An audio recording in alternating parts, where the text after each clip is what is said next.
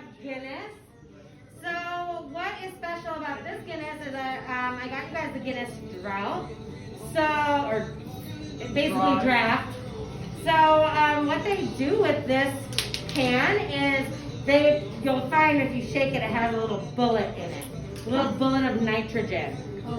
So it's how they're able to give you the Guinness, the real true Guinness experience of the nitro Guinness in a can is with that little bead in there. And when you open it up and it releases the pressure and the oxygen gets in, it releases that nitrogen.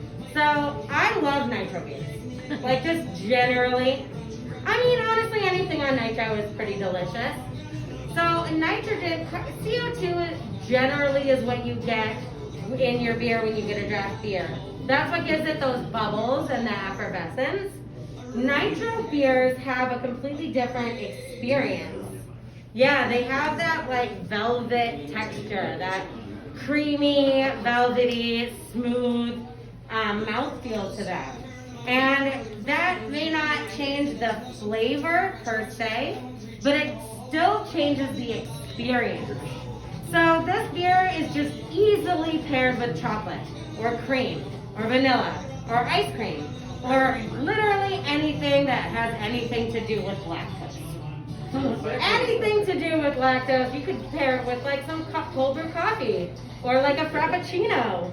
All of those things are gonna pair well with this beer. So one of my favorite things is Des and I, we worked together at a self-pour beer bar in San Diego for many years. That's how we met. And in these self-pour bars, people get to pour their own beers, which is a joke in and of itself. But the nitro beers were extra funny because when you pour a nitro beer, it's all foam. That's how it pours. The foam settles. You can watch the nitrogen settle into the bottom of the glass. And I can't even tell you how many times we had people come up and be like, this beer is all foam, I want a refund. No, that's how nitrogen works. You gotta give it a minute, let it get into your beer. So let's start our tasting on this Guinness. Obviously, we're looking at a stout beer here. So we have this super dark roasted malt. That's kind of one of the things that makes it a Center Porter is that really roasted malt. It goes really good with the M&M. I had a green M&M. You did it? I did you it. said you wouldn't. I know, but I had to just try. You couldn't help so it. hard and you did so well. No, thank you. I'm just so charismatic you couldn't help yourself. So let's give it a smell and see kind of what we're smelling in this one. What? I keep looking at your Irish Red and being like, why does that look weird? I get coffee right away, which is super typical. Because you get that roasted oat kind of smell. Actually, it smells like oatmeal a little bit too, right? Also, side note, if you're ever doing wine or beer tastings and you want to seem really cool, just say your wine or beer smells like something ridiculous, like arrogance. Like what? Arrogance.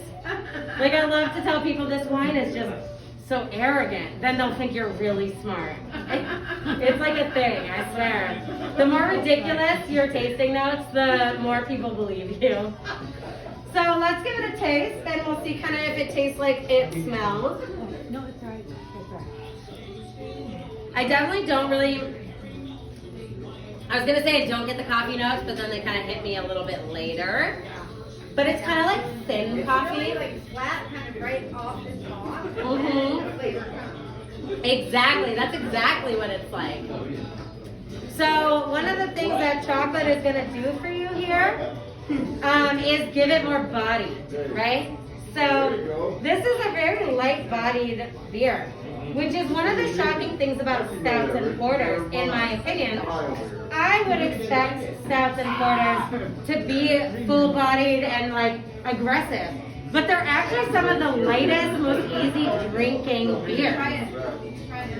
So when you get that texture of the chocolate and you get the mouth coating experience of chocolate with it, it gives it a lot more body.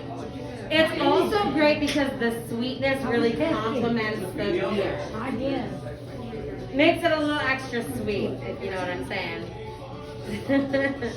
All right, well, now that you guys